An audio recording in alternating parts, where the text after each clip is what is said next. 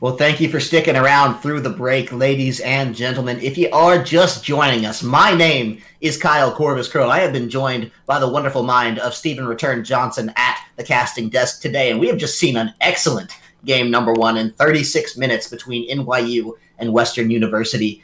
Western drafting a really great late game comp, but NYU actually pulling it out for the first victory. And man, what a game. Oh yeah, things looked so dire for NYU, who were unable to convert for a good majority of that game. In the early to mid stages of it, it just felt like they never really got rolling. But then right around those objectives, they found play after play, great combinations from Sprinkles and just everyone actually. But Sprinkles locking people down, Aquablue throwing out the J4 ult as well, and it was just lights out after that. Just play after play, kept it going, and finished off with that Elder Dragon and the Baron buffs, just doing so much damage on the new patch. So yeah, a lot of interesting itemization we got to talk about throughout that game too, right? Because we saw the cooldown boots coming out for Disconnector on that AD roll. He did decide to run Ionian Boots of Lucidity as the Kog'Maw. We were talking about whether or not it would pay off for him. Didn't win the game, didn't actually, I want to say, use that in a situation where we thought it might absolutely flip a fight for him. So scratching the head on that one a little bit. We'll see if they adapt it. I know you wanted to touch on the Morella Nomicon that Malface had on that Ziggs, right? Oh, most certainly. So another big point of the 8.4 is it feels like everything in this game can be summarized with the statement, oh, and another big patch on 8.4. But one of the bigger patches was the Morella Nomicon change. So it no longer gives Grievous Wounds to people under 35% HP for 8 seconds. It now gives Morella Nomicons for 3 seconds to anybody that guy touches. So Malface constantly during those fights was able to throw down the Qs, able to throw down the ultimates directly onto the ADC, directly onto the face for Disconnector, and he just never was in a fight where he did not have the Morella Nomicons Grievous Wounds on him. So it was just so insanely hard for the side of Western to actually keep anyone alive during those fights. Yeah, very much the case. And really, really intelligent drafting here to make the most of some of that 8.4 action. And it really felt like when it came to the meta, NYU knew exactly what they were doing, exactly how they wanted to play it out. And, you know, Western... Well, during the early game, maybe not so much, but they definitely picked it up into those mid to late stages.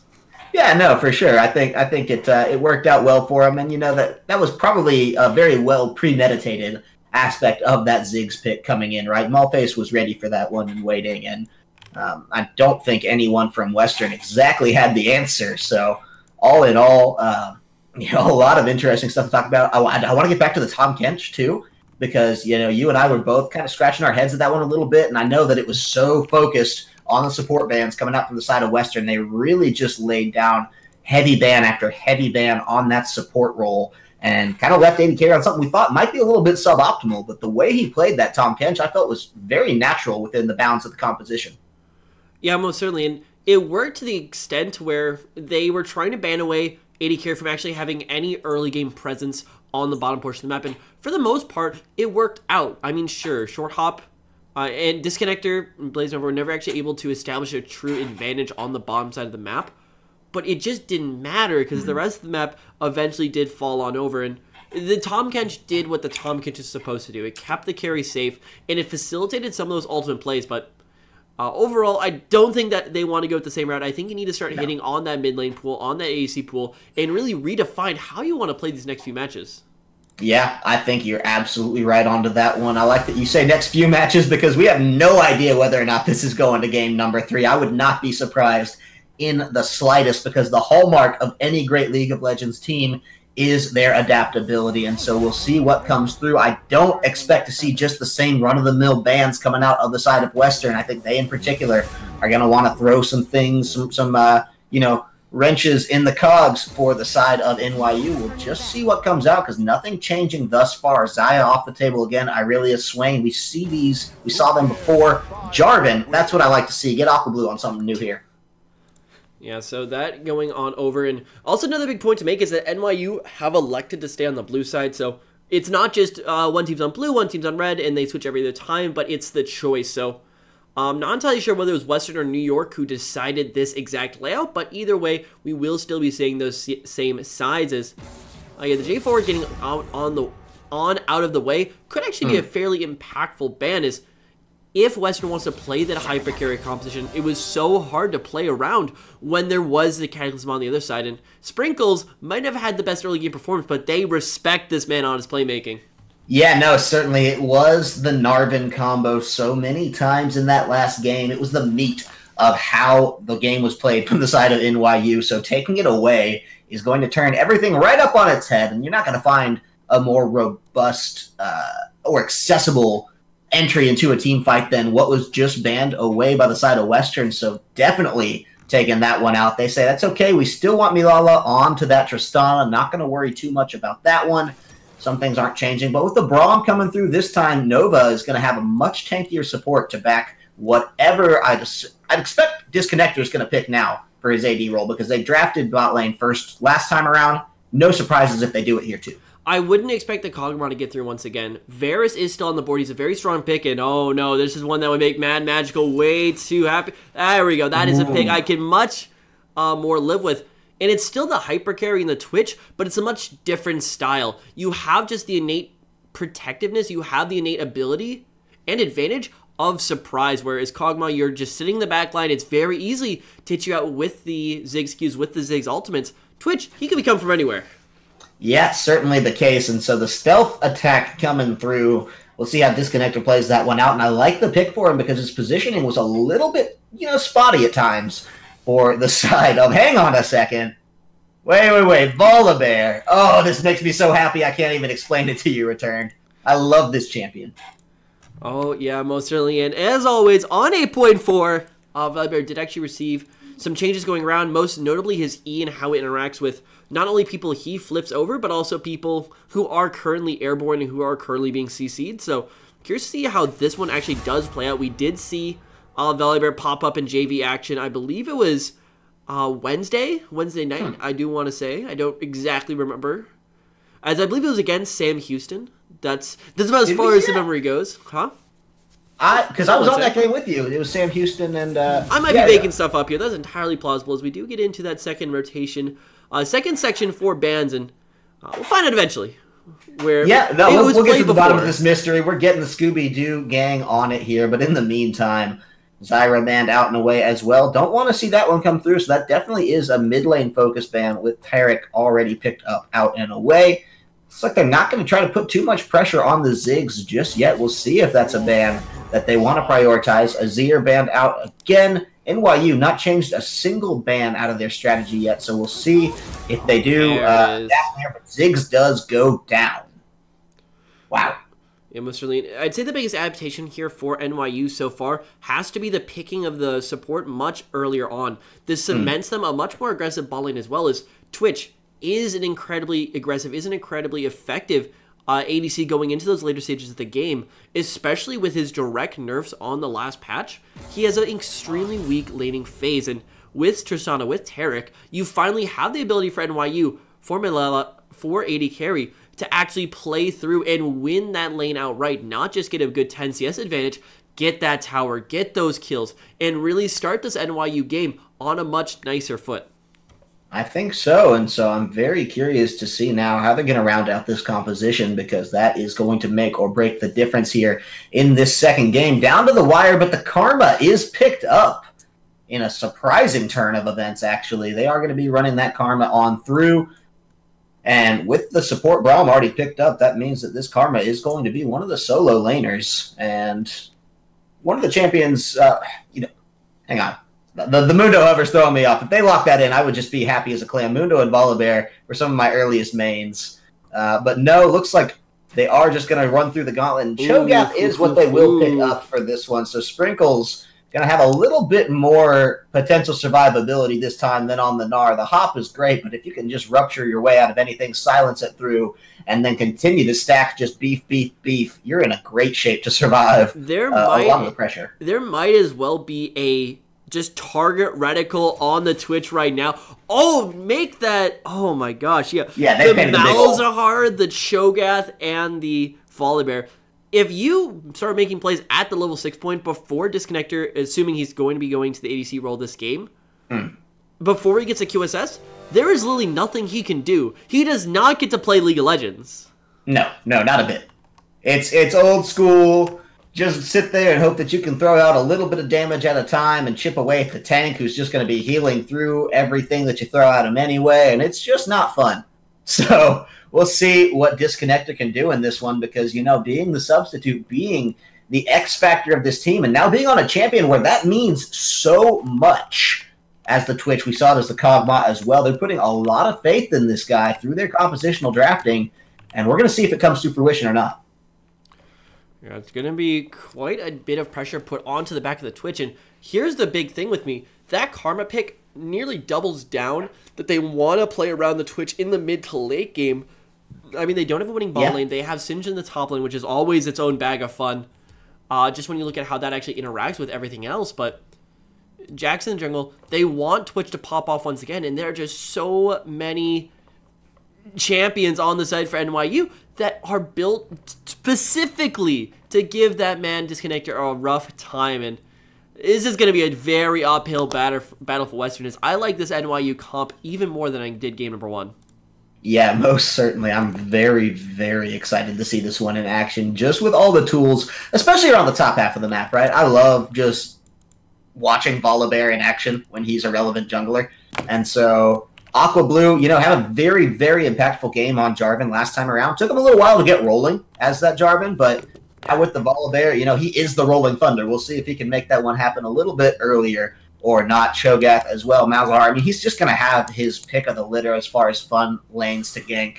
The Singed can be a little tough. Karma, you burn those summoners early, you're going to be feeling pretty good. And so we'll see how he does decide to play this one out and through all in all. I want to see how AD Carry now performs on a little bit of support priority, now that he's not relegated, in a sense, to that Tahm Kench, right? Yeah, most certainly, and that is another thing we hit on during that draft itself. Taric has so much more laning priority rather than the Tahm Kench. Sure, Tahm Kench probably would be better if you just look at the straight up, who's best into Twitches. Yeah, unfortunately with the Taric, you can throw the ultimate down, but if Twitch starts ulting, got 3 items, 6 items even, late game team fight, you're going to be dead before that ultimate even finishes. But in the laning phase, this definitely gives a lot more aggression and more tools to shut him down, because not only Volibear, Cho'Gath, Malzahar, not only do all 3 of them have hard CCs that can lock him down, throw the Taric stun on there too for just a little bit more off the back end. And this game literally boils down to, does Disconnector live through this initial engage? And right now, I'm very hard-pressed to say yes.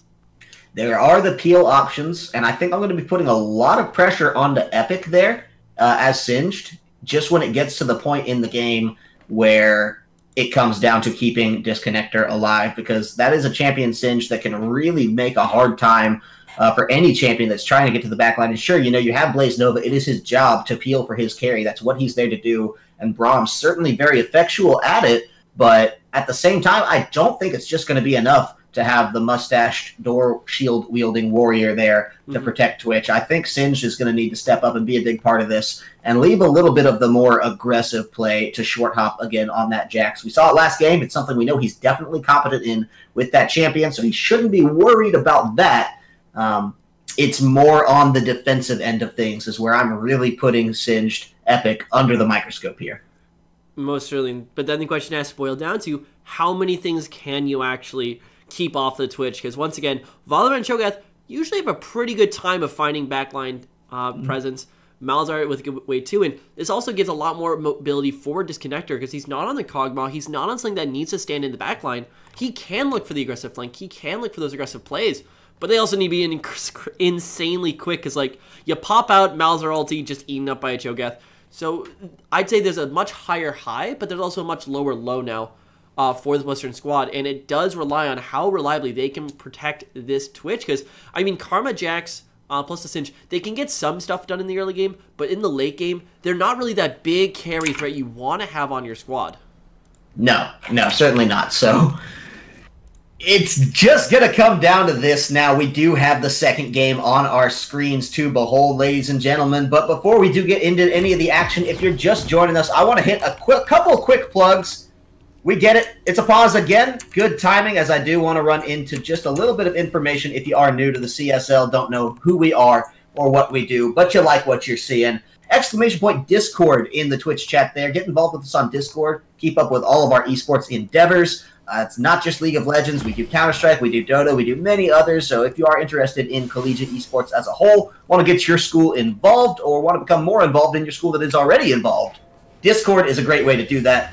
Twitter, Facebook, you can find us twitter.com/CStarLeague, facebook.com/CStarLeague. If you're just looking for League of Legends specifically focused content, then that is twitter.com/CSLLOL. Keep up with everything going on in the collegiate league world, both varsity and junior varsity that way. Want to give a huge shout out to Twitch. Thank them for their support. They are the greatest of all time. You're watching this on Twitch right now, unless you're watching on YouTube. And we don't have YouTube too. Oh, yeah, we do. YouTube.com/user/CStarLeague. I'm talking about the VODs here. So all that to come through. If you do want to catch up any of our VODs, any games that you might miss or can't watch on time, that's okay. Find everything spoiler-free. YouTube.com/user/CStarLeague. There's always something great being posted, whether or not it's a talk show, whether or not it's, interviews with some of these actual team members and coaches and esports authorities within the collegiate scene, or whether it's just good old down and dirty brawl style League of Legends. I know I'm going to be coming back to watch this game coming through if it's anything like game number 1. So find everything there. Certainly, we are going to get into game number 1 here. Epic going a bit more aggressive now on the invade, does get the ward down, which will actually help out Short Hop quite a bit. A big part of that early game was just Short Hop did a great job tracking Aqua Blue, and game number 2 is already set up to do the exact same thing, as there are still no jungle wards rather out from NYU. I mean, given where the bot lane was, it's fairly easy to predict where he actually went. But even so, we gotta see some sort of improvements right there if NYU really want to shore up this somewhat questionable early game.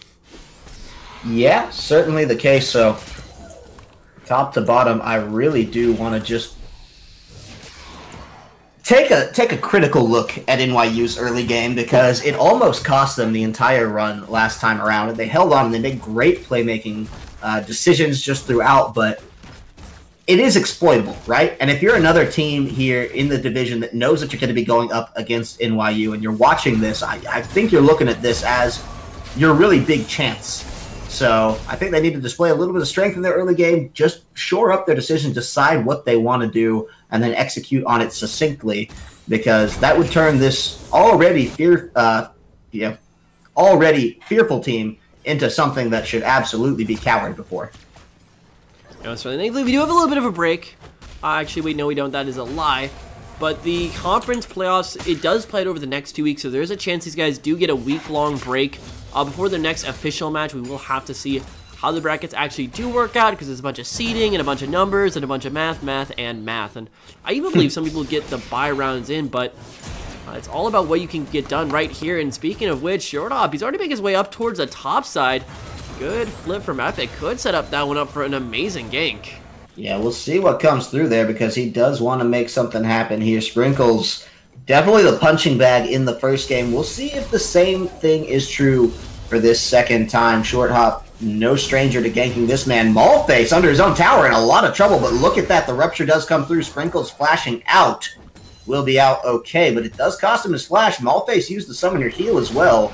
And look at that, he's actually flipped back. That's probably not what he wanted. Sprinkles playing this one out pretty aggressively. That's going to be the flash in. If they get the stun here, he's going to die. Yes, first blood comes out. And Sprinkles goes down again. This time Epic taking the kill. It is not the jungler taking first blood. So we'll see how this Singe can turn that into something beautiful for his team. Time after time, Sprinkles is just put behind because of his greed. He had to flash away that first time, and you're no longer on a Gnar who has the nice E-jump away, and you are against someone who probably has even more lockdown CC in the, more aggressive lockdown CC in the Singe rather than the Maokai matchup, and that's just so hard to lose, and that should be an adaptation you're ready to make from game number 1, but he doesn't, gets behind a little bit. That being said, you don't need to be 8-0-0 to one-shot an enemy ADC as Cho'Gath. You do still have a lot of room to play with, but time after time again, once more, Short Hop, he finds the advantage in the top side.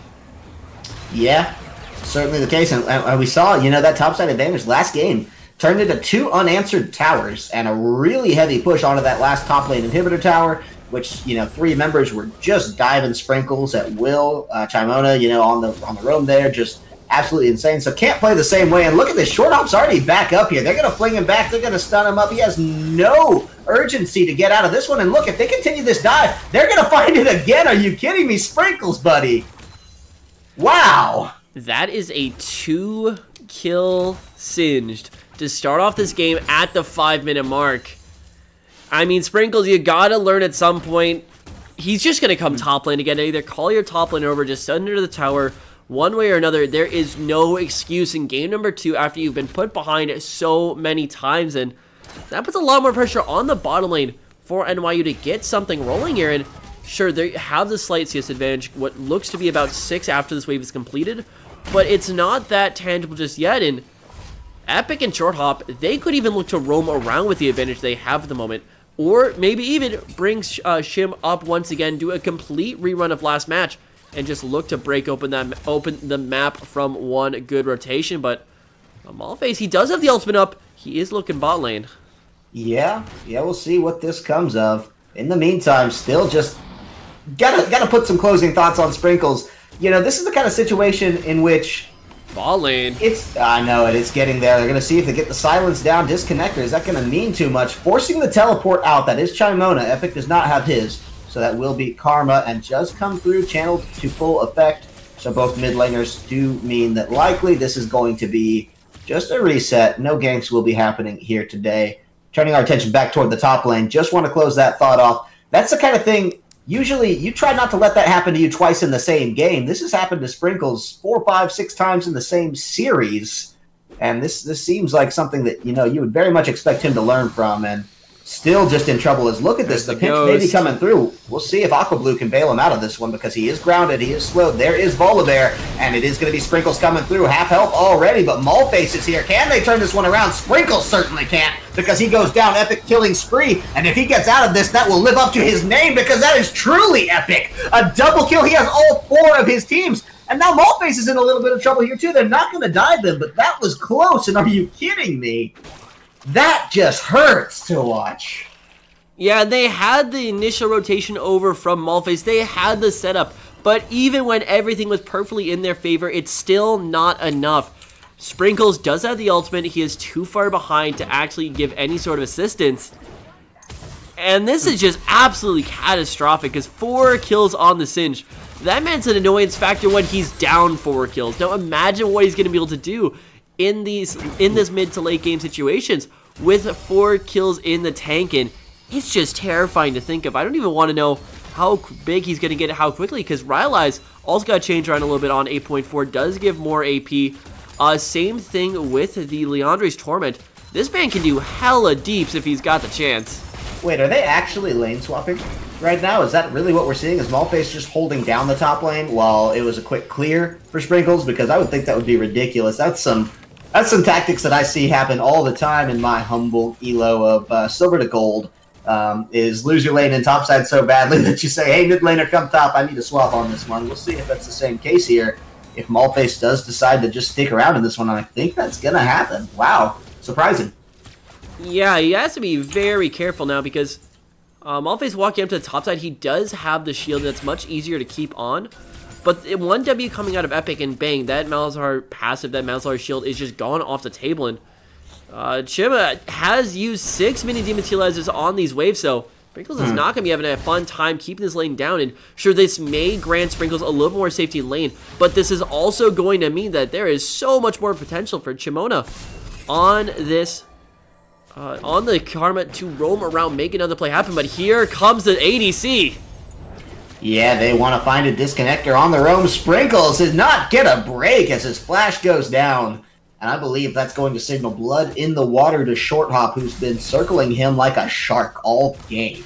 So, not going to be the ideal position. Now, mid lane is a shorter lane. He does have a little bit of a less walk to make it back to that tower. Problem is, we've seen that tower's not been able to keep him safe thus far. He's trying to catch up in the CS. Still a pretty big deficit to his lane counterpart, especially if you swap him to consider him the mid laner in this instance, which I don't think you should. But look at that, Short Hop just out in the wings. He's going to get spotted, but they know exactly what he wants to do, and I don't think that there's the best answer coming out from NYU because they can just move right on up into this one, and Malface in the top side now, maybe in some trouble. Short Hop on these rotations is very much where he needs to be. Channels the teleport, but even so, with Karma roaming up, it's a sticky situation.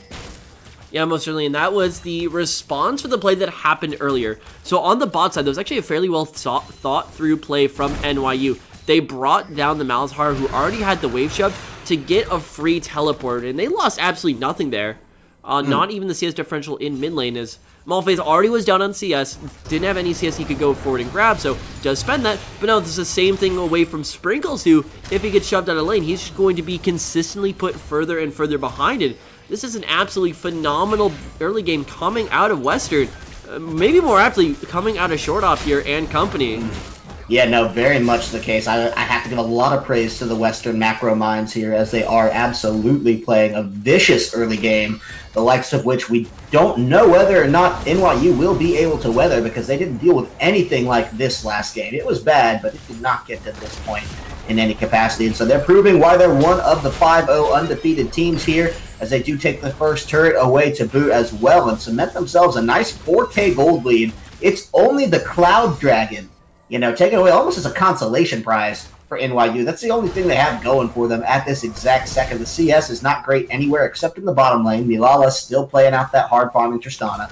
Ended last game with 450 CS in 36 minutes. And so if that's any indication of the way the game goes when it gets late for an undisturbed Tristana, especially in the hands of a player like Milala.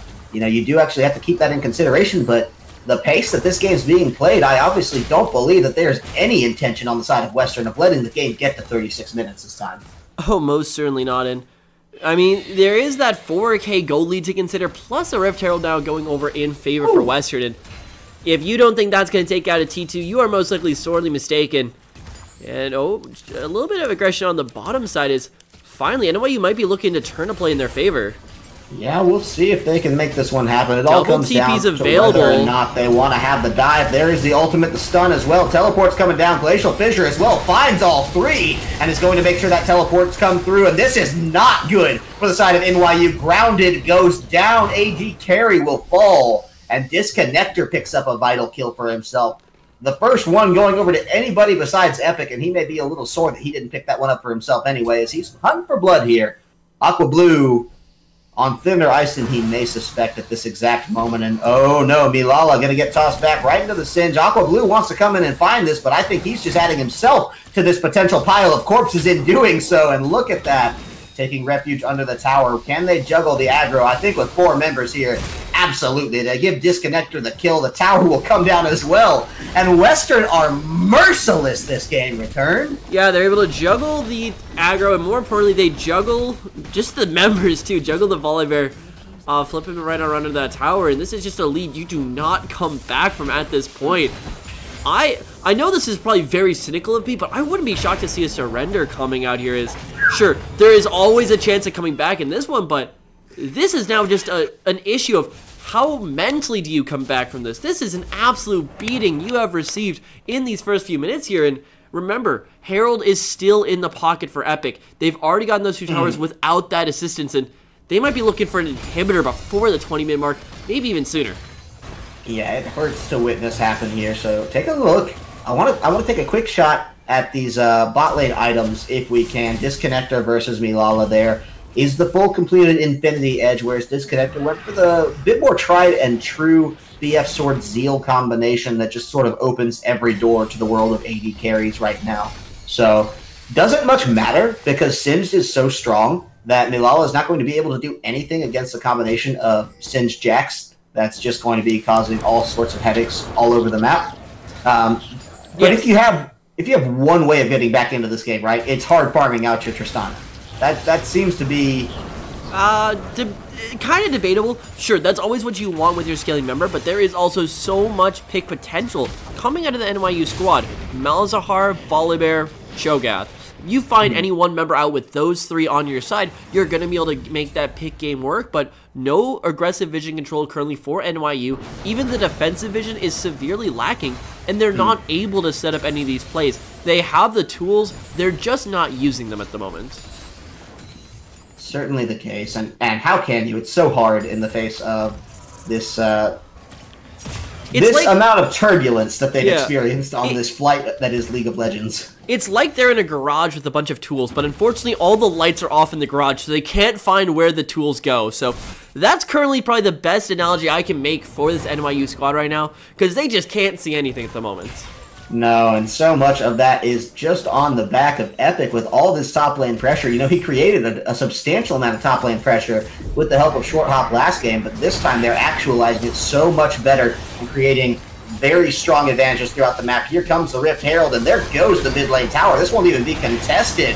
Blue turret is destroyed on first impact. Second one, we'll see if they try to posture out for that, because Epic still in good shape as far as his health and mana go, but no, Shelly will be left to die alone at the hands of 5 NYU champions.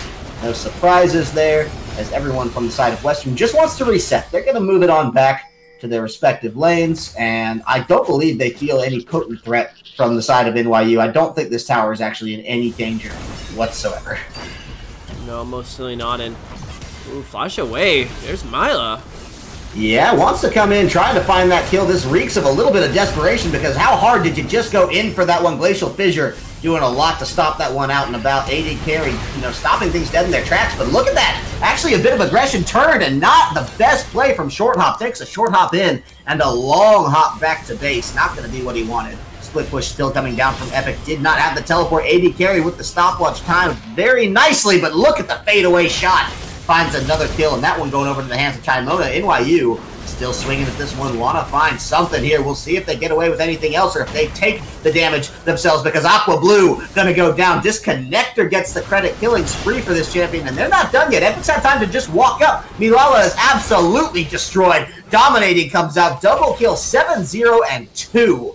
Epic is absolutely insane this match. Western is in the lead. Yeah. Is about the summary I can go with right now. Sprinkles is not actually able to do anything. He had to go bot lane to contest Epic, but then Epic just ran over to mid lane as well. And NYU, I don't think there's just enough scaling in the world to get you out of this rut you've put yourselves in right now. And this early game, especially the top side, is something that needs to change, because both these teams are going to be in those conference playoffs. All of them are serious contenders, even in talks for the conference title itself. But this is showing a lot of chinks in the armor, maybe even showing those lower teams where you gotta hit NYU.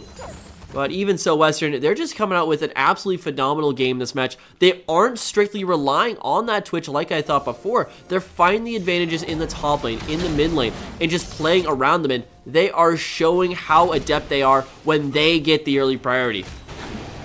How right you are. We thought it would be a Twitch one-man show. It turns out it's Singed and Company guest starring Twitch this episode for the side of Western.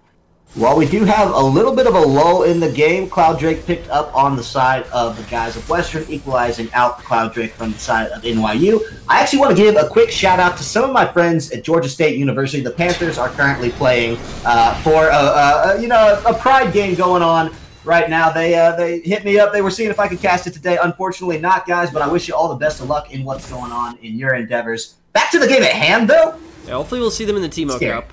Yeah, it's a little scary. You know, both these teams, unfortunately, are not eligible to join the Teemo Cup, so once again, they will be moving on to those conference playoffs. But who will be walking in the #1 seed in the East is still to be seen, as there is still another undefeated team out there right now. I believe it was Ottawa? Yeah, Ottawa. Yes. So yeah, Ottawa, most likely, with just playing statistics here, will most likely make it out of the group undefeated as well. So 2 6-0 seeds in the East region, and this is a region that's still very much up for grabs. Definitely really feeling the loss of Toronto as like that top tier team. Most of them getting actually pulled away to go play for either LCS Academy or just gone outright. So certainly a lot of schools with a lot of potential for really taking over this conference.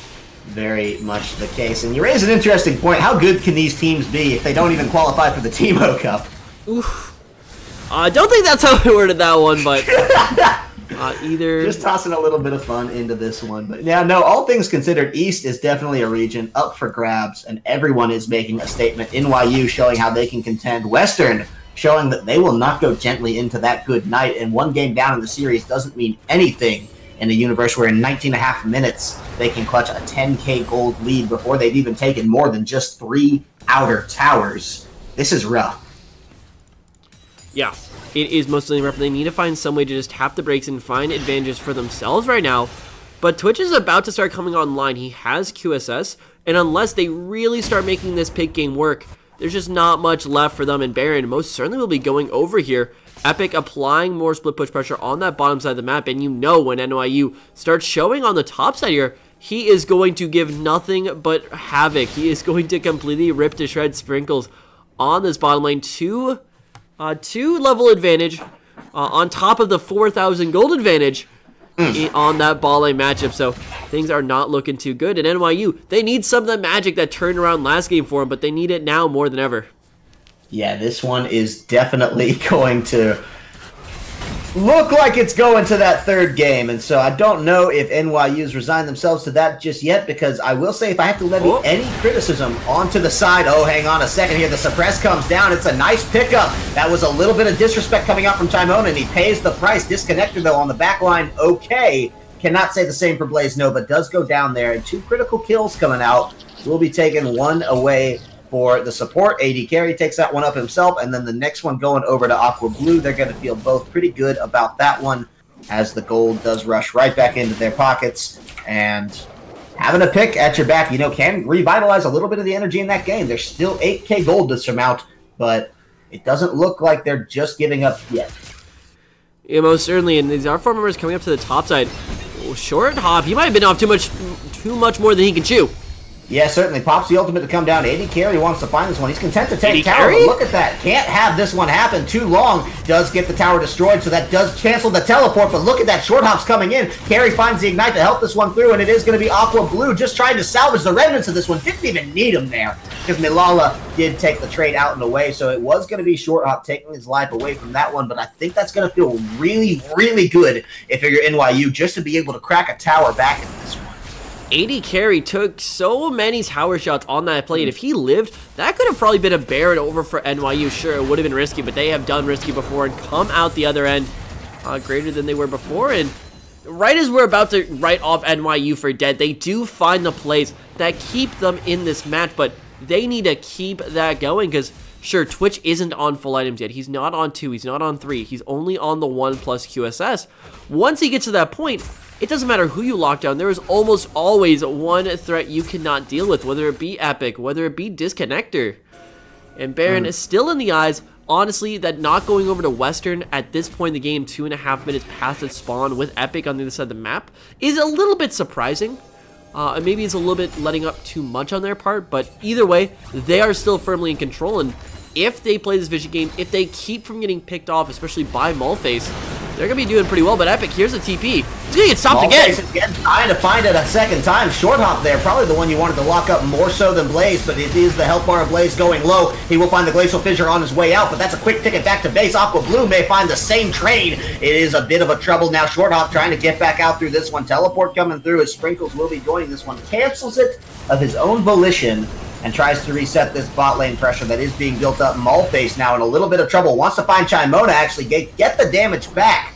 But this is a very, very strange battering ram now rolling down from the side of Western as Epic has joined the fight, and he will not be denied. Finds it a second time. The knockback there is Aqua Blue in some trouble right into the face of Disconnector. He has to flash out, actually. Milala left alone on the back line. That's not what you want, but it is Aqua Blue taken down. It is Malface taken down. Legendary. Disconnector not come down yet. He turns it around and finds Milala. Sprinkles in some trouble. He does find Disconnector, but it's just not enough. And the only surviving member is AD Carry. Disconnector, the only one taken out and away from the side of Western. Braum, I believe, actually was picked off at the beginning of that fight as well, but it doesn't matter. It's very much so the Baron, as AD Carry has no tools with which to take this one away. He would be walking into the Lion's Den to certain death, and so they have to concede this one over. The only question is, are they going to try to wait out the remaining 10-ish seconds to get this Baron buff on Disconnector as well? It's not really worth it at that point. You don't need to wait that long. Just grab it and run to the next objective. The Disconnector should be with someone normally most times. You're not going to have him on a split push game, so this is perfectly fine to do. But I want to take a look back at that last fight, because there was some very interesting plays coming out from NYU. The biggest one for me had to be Milala actually diving on the backline. He jumped in on top of Disconnector, who through shielding on top of shielding, mostly coming out of Shim, was unable to get the reset, to get the kill on a Disconnector, to get him to jump out, and ended up paying his life for that. as during that entire fight, there was still the flash available, there was still the ult available for Sprinkles, so I'm very confused as to why it was Milala who had that duty instead of Sprinkles as well. Maybe just a little bit too much aggression, but either way, the scriptwriters eventually have to change something as we get into the same situation where fight around Baron, Sprinkles stops Epic's TP, and then the fight slightly goes NYU's way, but the ending on that one's going to be a lot different as we are once again at that 10k gold lead for the side of Western. They have the Baron buff and things are looking up. Absolutely, and you know, right before that Baron broke out, it looked like the side of NYU were just on an IV drip of luck that was keeping them on this life support. But now with that rug swept out from under their feet, they're in a little bit of trouble here as the screws are just tightening down. The waves are starting to pressure out a little bit more, a little bit harder. And now with all these inner towers, the ones that are going to be the focus of this Baron aggression, you have to wonder what is in the store for answering. AD carry going to be taken out in a way, doesn't matter. Disconnector finds that kill, and he's going to get himself up to a cozy 6-1-4 score there for himself. Things not going well for Sprinkles as well. He's in that bot lane. He's getting tankier and tankier by the passing minute, but it doesn't much matter because Epic is just so far ahead at this point. He can just run on through, take all the trades he needs, let the Baron minions do the rest while his team stacks out hard in the top side, taking away a tower, and things are not good for New York. We're going to engage. Yeah, they want to find it. Glacial Fissure does come down. They're going to try to get into Aqua Blue, getting away just barely. Cannot say the same, perhaps, for the side of Blaze Nova, but he does get out in one piece thanks to the mass amount of shielding that did come out there at the last minute. Very much Deus Ex Machina to keep him alive in that one. The plot armor was too good this time around. We'll see if it's only to get Malphase his revenge here. Wants to find Chimona, but the over-the-wall damage is bad, and still in this top side of things, not going well. Could be Blaze Nova going down, a turret destroyed in the bot lane. In the meantime, flip back, there goes the support, but what else can you get? Because they'll take that trade any day for an inhibitor tower if Epic can pull that one off and the disengage remains equal.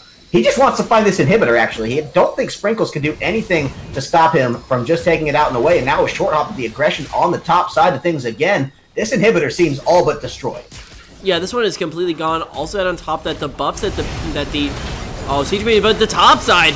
Ooh, yeah, they want to find it. Aqua Blue trying to get out of this one again. AD carry not going to be so lucky, I would assume. They can't find it. It is the ticks, but it's not there, is it? Yes, he finally dies. Disconnector picks that one up and about on a very last-minute tick, meaning AD carry for those 30 seconds will be unavailable to help his team. The inhibitor's down in the bottom lane, and that is tragic for NYU. And this is the first part of the base that has fallen in favor for West's favor ever since game number 1, only getting the mid lane inhibitor tower. This time they get the full thing in the bottom side of the map, and Milala on the side for the NYU squad just doesn't have the items to keep up at this point. They try to turn that fight around so many times, but the gold lead is really starting to show its fangs, and even on the bot lane too. Sure, Sprinkles is getting tankier. He has so much MR, has the adaptive plating as well. It just doesn't matter because the new Leandries, new Rally's Perceptor just give Epic so much more damage and so much more pressure in that lane that, once again, nothing seems to matter right there. Yeah, no, they're not absolutely in the best of situations here. So ears back, teeth bared, but we'll see. It feels like they're very much in a corner here, and not quite the wild animal response you want to see out of this one. With their own bottom lane in shambles right now, Singe just up to his old tricks on the top side of things, while the rest of the team holds out pacing in the mid lane, happy as can be to do it, because Disconnector's such a threat this game. It's 7-1-4, and he can pretty much pick off any member of NYU that gets himself into too precarious of a position. Yeah, most certainly. In NYU, they almost have to find the Hail Mary play, and they've got to find it really soon.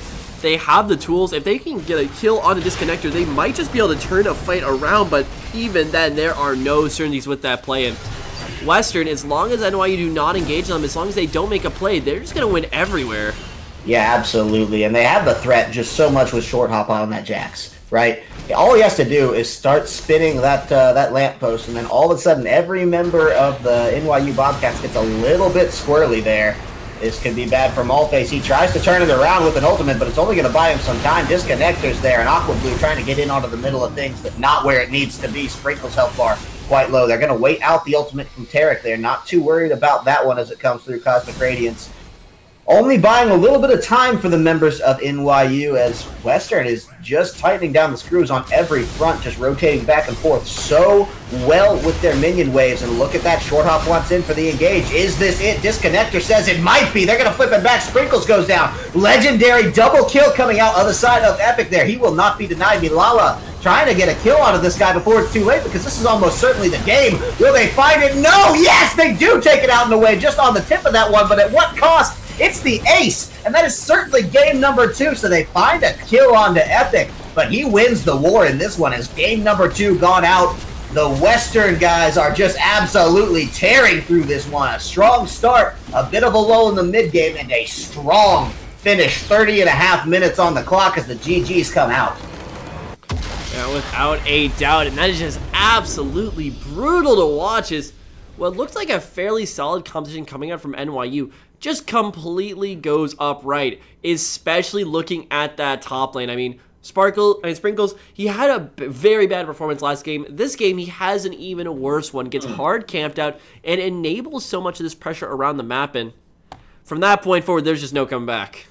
How much of that can you really feel? Because I know in that situation, it is so absolutely tough to maintain a mental composure, right? And to just say, I'm still going to contribute to my team. I'm still the best top laner that ever was in League of Legends, and I'm going to win this series for my team.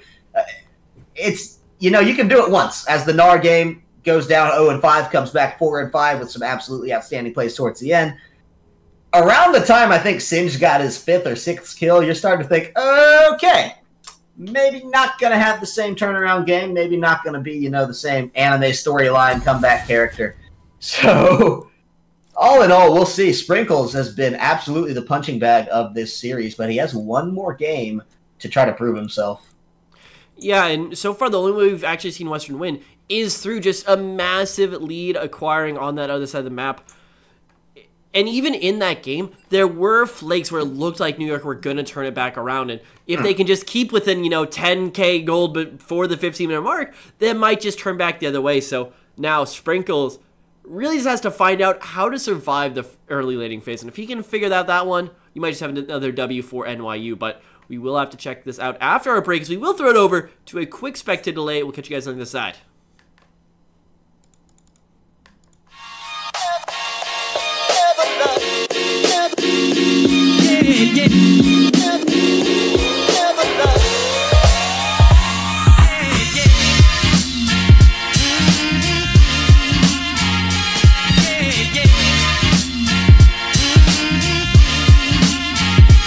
Once again.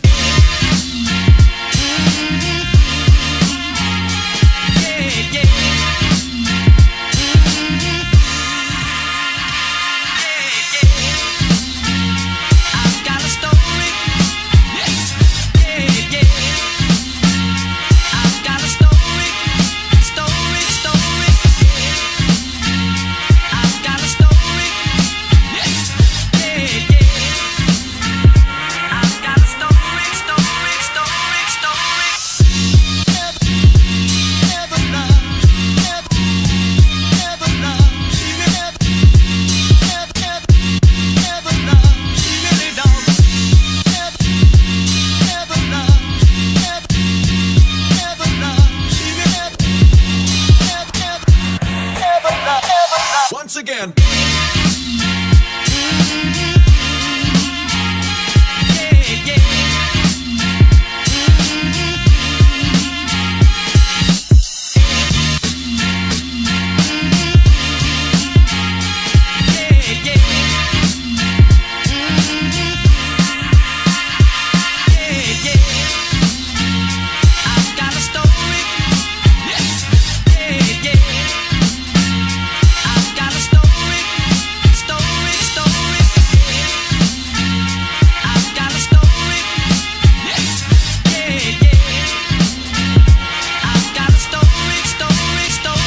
Once again.